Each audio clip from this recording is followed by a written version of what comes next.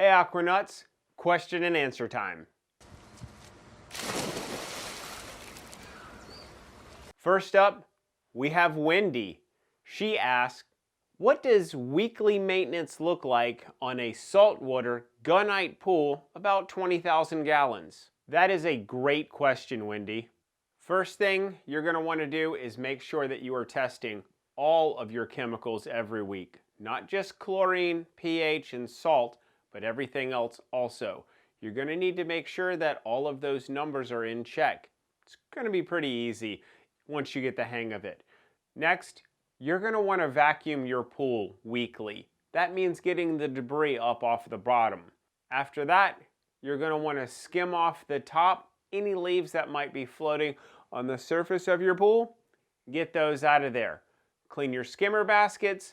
Backwash your filter if you have a sand filter. If you have a DE filter, every couple of weeks, or a cartridge, then you clean that as needed. As far as your salt cell goes, you're going to need to clean that once or twice per year, depending on your water chemistry.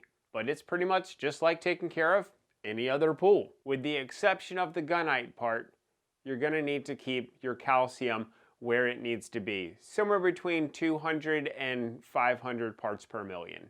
Thanks for the question, Wendy. Jenny asked, what are some of the best money-saving tips that you have discovered?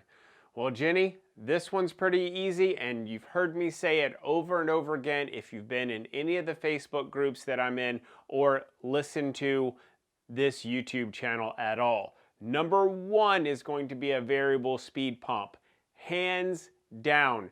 Variable speed pump is going to save you more money than anything else that you're going to be able to do with your swimming pool. Aside from filling it in with dirt, yes, a lot of people ask me that. Variable speed pump is it. Numero uno, variable speed pump. And you should get that soon because come 2021, the rebates, at least from the power company, will be going away. So get your variable speed pump right now. Call, like literally right now. I don't care if your pool guy is sleeping. Call, leave a message. Hey, I need a variable speed pump right now. It's going to save you lots of money. Lots of money. Number two, a chlorinator.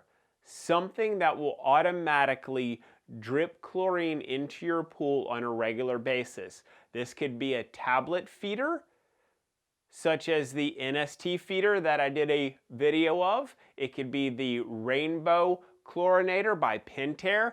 It could be a Hayward. It doesn't matter. Some type of a chlorinator to put on your system. They're cheap. They're only about $100, maybe $150 installed. They're just really cheap and they help you maintain your pool. It is much easier and cheaper to keep the water chemistry balanced than having to bring it back from green. You could also put a salt system on to help you maintain your chlorine levels. Number three is going to be maintaining your chlorine levels, maintaining your water chemistry, making sure that your water doesn't start to turn funky because that costs. So those are my three biggest tips is number one, variable speed pump. Number two, some type of a chlorine feeder. And number three, stay on top of your water chemistry. Those three will put money in your pocket. Chris asked, Speedos or trunks? Neither. Are you kidding me? Why would you go swimming with clothes on? Amy asked, how often do you really need to change the sand in the sand filter?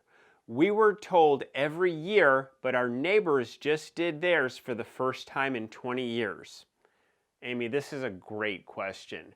The answer really depends on how well you take care of your water chemistry and your pool in general. Every year is going to be very often. It's too often. However, if you have a really small sand filter and you let your pool get bad a lot, then every year might be a good answer for you. Every 20 years, that is a way too long. I would even say in a 20-year time period, you might as well just change the whole filter because the plastic has probably gotten brittle. Sand is probably just going to be the last of the worries there. The multi-port, it's just going to be bad. So every 20 years, that is way too long. The recommended time period to change sand is anywhere between 3 and 8 years. So beyond 8, I would look at really changing the sand if you haven't, but less than 3, you probably have some other issues, and it's probably not the sand itself. It's probably something along the lines of you letting your water go bad, get really green and clunky, or your filter is just way undersized. Great question, thank you. Aaron asked, what is the best kit for checking chemicals, and is there a reliable digital version? Well, Aaron, I love Taylor test kits. The K2006 is one of my favorites, link in the description below. There's also some digital versions out there.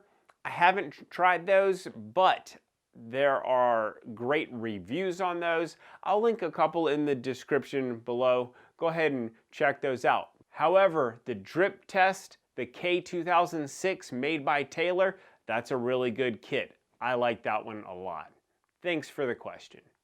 Thank you so much for the questions. All of these questions came from the Swimming Pool and Spa Owners Facebook group. There's a bunch more that I didn't get to. I'm going to be getting to those in a future video, so please subscribe, hit the like button, do the thumbs up thing, hit the bell. You know what to do. I'll see you next time, and thank you for watching.